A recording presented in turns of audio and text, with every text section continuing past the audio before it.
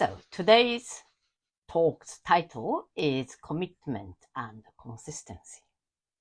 So you may not like the sound of it. It may sound a bit like a school-like, but hear me out. So a few weeks ago, I had the opportunity to participate in a drop-in yoga class. So my partner is a member of a gym, and he took me to his gym, and there was yoga class. So I participated. We had to do a little mini enrolling. So a few days before, we had to go on the online and book the place so that they can limit the number of the people to come to the place. And that was quite a nice, pleasant experience to go to different teachers' yoga class. So, but that I don't teach in gym, so that system itself was quite interesting to me. The how you book and go to the class. So it depending on the setting. So probably if you do yoga in gym, maybe if you're a member, you just turn up, or you may have to sign up to book your place for a few days before or before the class, depending on the setting. Maybe some places are completely drop-in, so you can always just go. And some places you always have to book. So depending on the setting. So my class is always, I encourage people to book because some classes get fully booked. And if there are some places left at the beginning of the course, then these places will be offered as drop-in places. So, and in my class, if you come up to drop-in, it's slightly more expensive than paying for the term per session. And that's mostly, it works like that. So if you book for the course, usually works out cheaper than paying for each sessions. But depending on the session, you may not have the option to go and drop in. Or some teacher may quite happy to just run all the classes as drop-in classes. And that's fine too. But not just as a teacher, but I think in general, I really think if you have an opportunity to enroll, it's really good idea to do so. And not just because you save a bit of money here and there. And so, but that's one reason that usually it's cheaper. But also, if you are going to new teacher, new class, usually you need to really give a few sessions, maybe 4 or 5 sessions to really get to know the new teacher. If you completely change to a new teacher, you often find lots of things are very different from what you were taught.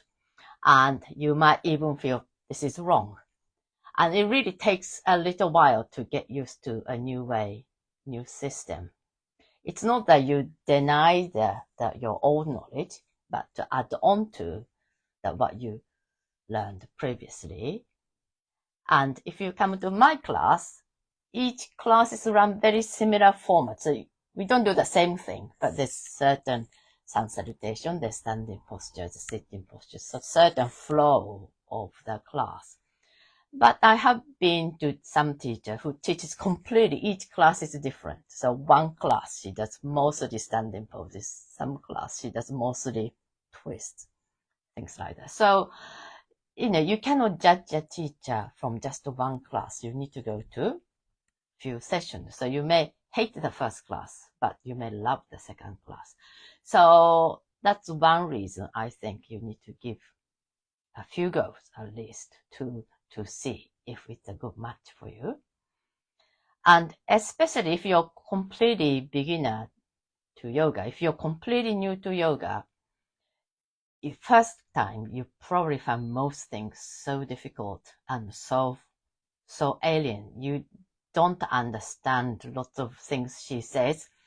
The phrases maybe you may not understand. Also, you're doing things in a different way. So you may get right and left wrong. So that's completely normal that you don't get it in the first session. It's really second session and third session, you start feeling a little bit more comfortable and relaxed and get into the routine of the practice. So that's really another reason that you book for few sessions at least to really ease into it. You need 4 or 5 sessions to really feel the benefit of the new setting. And ideally, so eventually, you get to know the teacher and the teacher get to know you. So you develop some personal relationship with the teacher. And I don't mean you become friends with your teacher. If you become friends, that's good, but that's not what I mean here. But you develop healthy relationship, teacher-student relationship. So most of you have heard the word guru. So usually it's used as to mean some expert or teacher who knows the subject very, very well.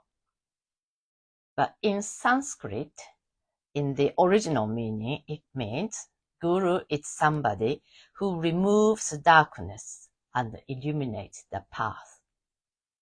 Okay, so that's what the word guru means. So you shouldn't worship your teacher as a guru. That's unhealthy. But ideally, your yoga teacher is somebody who can lead you in your practice, so help you and guide you through your yoga class, yoga journey. So not just somebody who, within the 1 hour of the commitment, who teaches you certain aspects of this vast system of yoga, but somebody helps you and guides you through your practice. As you develop your practice, you get to know each other, and that's really important and a really great support for your practice. And also, you may really develop a good relationship with your teacher, but it doesn't mean you need to stick with one teacher for the rest of your life. It's normal to move from one teacher to the other for whatever reasons. You may move places or just want to try something different. So, you don't feel you have to be sticking with one teacher, but it's really good to know each other. But above everything else, I think the most important reason that you should enroll for the yoga class is the commitment and consistency. So this is the title of the talk. So, especially these days with all the phone, internet, it's very easy to book something the last minute, cancel something the last minute. So keep changing, do everything spontaneously. But if not just yoga, but lots of things, if you want to develop skill, like sports, learn to play musical instrument, learning the new languages.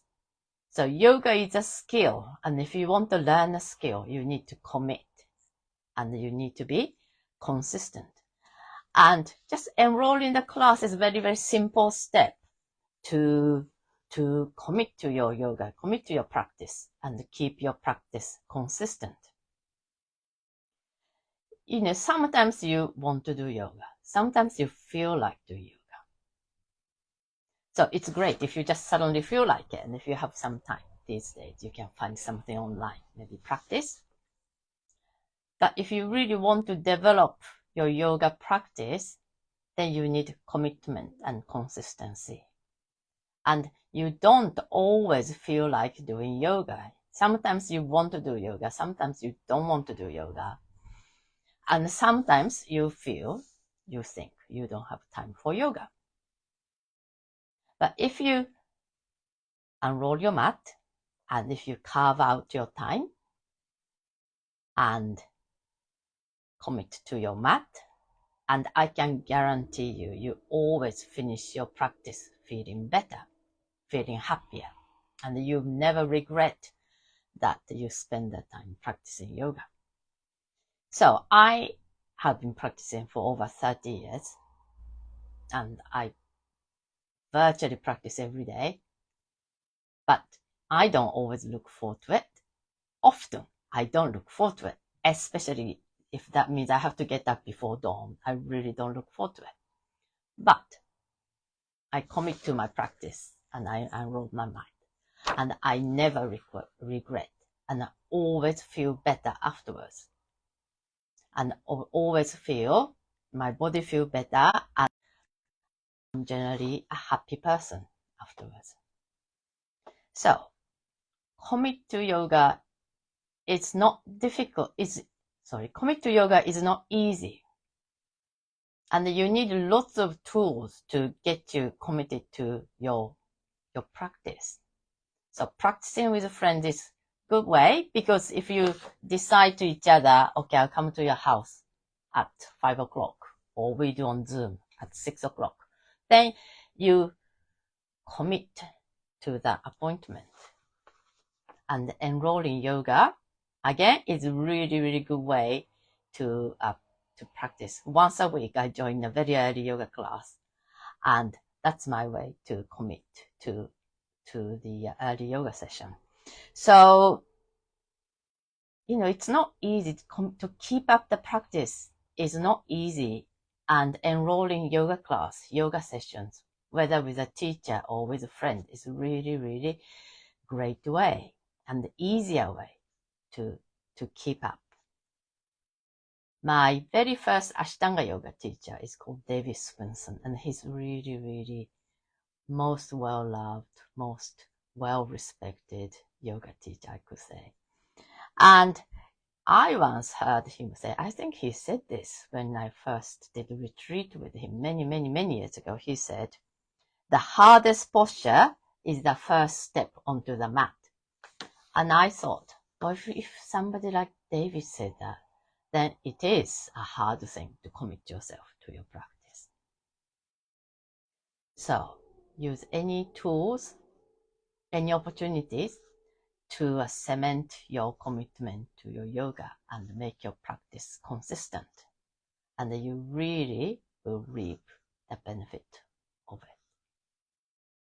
Thank you.